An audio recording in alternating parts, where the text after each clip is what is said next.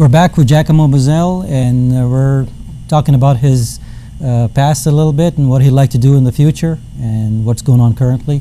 So, okay, let's take it from where you had just moved to Albuquerque. Just moved to Albuquerque, living in the Corvette for a short amount of time. And those parts of life are interesting and fun. You know, it's kind of like the Hogwarts. Is that what it is? The Hogwarts Express. Yeah. You know, that's what kind of my life is. Sure. You know. And you know, for somebody as tall as you, I think that's a pretty. It was insane. Yeah, I don't know how you even managed September. that. It was over Labor Day weekend that I drove here. Yeah. But anyway, so I always look on everywhere for work. Always have. Craigslist. People go, you make a living? I've got some crazy jobs. Of Craigslist. course. Yeah. One in Boston that I will speak of that was a very interesting one. Someone hired me, and they paid me really good and it was actually a felony I committed, but I'll talk about it anyways. They hired me. He was dying of a brain cancer, a brain disease. I forget exactly what it was, but he wanted me to play a doctor at Boston Medical, where I would give his wife some news because she was about to leave him. Okay. Because of what she had learned. So he wanted me to soften the blow, if you would. So he gave me a script and all the terminology and all this stuff. I had my notes. We met there. He paid me up front in cash. He found a room. He paid some other guy that worked there for the room. I went up in the room. She came in, did the notes. I remember going in the elevator, and I'm like, doctor. Like that's from Saturday Night Live or something. But I went in and I pulled it off. So that was an Academy Award-winning performance. To actually be able to go in there and for doctors to believe I was a doctor. I was very proud of that. And I did soften the blow, and they stayed together. And you pulled it off. Yes, that's great. Which was awesome. So anyway, so here, Craigslist again.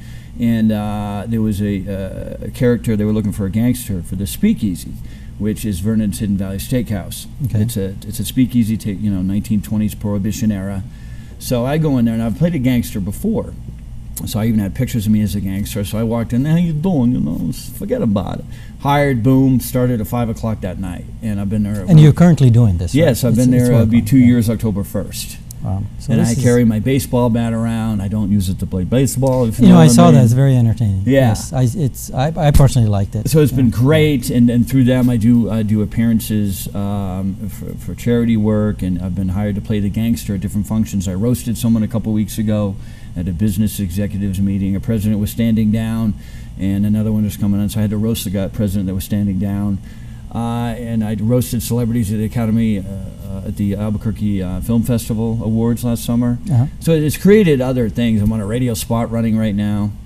I've done commercials for them, print ads. It's been a lot of fun. I've done the cover of Purple magazine as a gangster.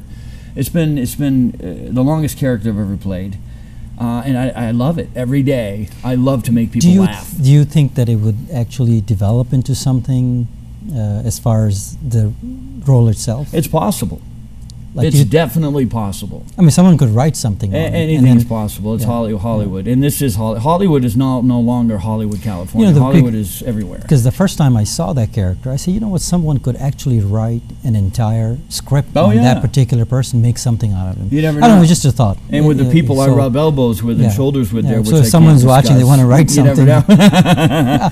I just thought I'd plug that in. Yeah, no, but and that could happen. Anything's possible, but that's not what I love. I love every day doing my monologue, performing for people, and making them laugh.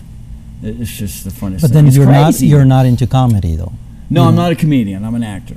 Okay, just making people laugh. Will Ferrell's an actor, not a comedian. Would you like to do stand-up? Nah. Could you? If you had a role that's... If I had a role to do stand-up, absolutely. Then you just improvise. Well, when you're roasting somebody at stand-up, I was hired to do this, what was it, I forget what the name of the company was, but they had me come in and roast. I did jokes and the whole deal.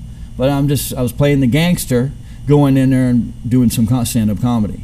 But no, I'm an actor. You know how many stand-up comedians actually started up with stand-up and then actually got into films? Yeah. That's why I was asking, would you want to do stand-up at some point to take that route? No, because I have 3 little dogs, 2 Chihuahuas and a pug. So you're tied up. I mean, I could do it. I need some writers.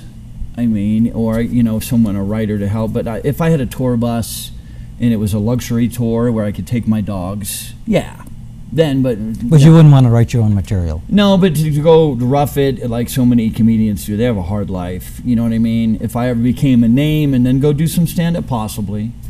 Because see, you have the essence. Thank you. You have the essence as far as if you would like to do comedy. Yeah, I've been told that before. And you don't have to be, you know, funny in your real life. You could also just kind of go out there and portray this character, or you could build a character. And that's what I've done. I mean, to go up at the Albuquerque Film Festival Award show and roast celebrities right to their face. But I did it in character. And I did my Christopher Walken impersonation plus my gangster character and just all put it into one. You know, they did those opportunities arise and they come on accident, sure. And I just go with the flow, if you will. You know? We got 15 seconds left, but when we come back, we'll go a little bit more on that part, the comedy, and then we'll get into what other things you like to do. Okay. Absolutely. Okay, we'll be right back.